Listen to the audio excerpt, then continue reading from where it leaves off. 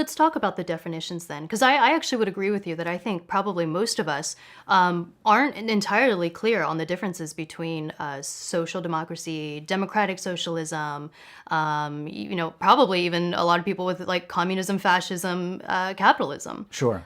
So do you mind like breaking down social democracy versus democratic socialism? Sure. So in the simplest terms, and this is Fabulous. invariably there will be people who disagree with my assessment, but I think that this is at least a good initial framework. Social democracy is capitalism. It's a mixed economy. It's an economy that is capitalist. There's private ownership of businesses. There's the ability to become very wealthy if you have a successful business. All of those things. It's a capitalist system that decides to prioritize use of government revenue, taxes, etc., to make sure that people don't get left behind, to sort of raise the very, very bottom, typically by imposing growing taxes at the very top. That's social democracy, generally speaking. So Denmark would be an example. Sweden is an example. Finland is an example. Norway is another example.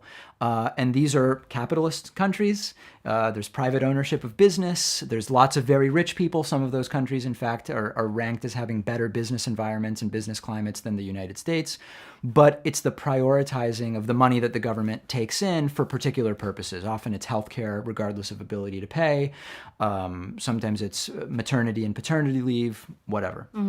Socialism is, speaking very generally, most of the time when we want to simply define socialism, we're talking about socializing ownership of businesses, meaning that businesses, instead of being privately owned, like instead of me owning my show and the ad agency that we run, it would be owned by all of the employees. It would socialize that ownership rather than concentrating it among the CEO, the founder, whoever it is. And then they decide what to do with them.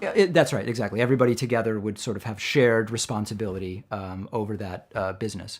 And communism would be when the state takes ownership of the businesses. Now, there are gray areas. There are different types of communism and socialism, but generally speaking, that's what we're talking about. And with that very basic definition, it becomes very clear that there's very or almost no clamoring or serious possibility of, for example, a socialist president being elected in 2020. I mean, none of the candidates that are running have almost any socialist ideas, as an example.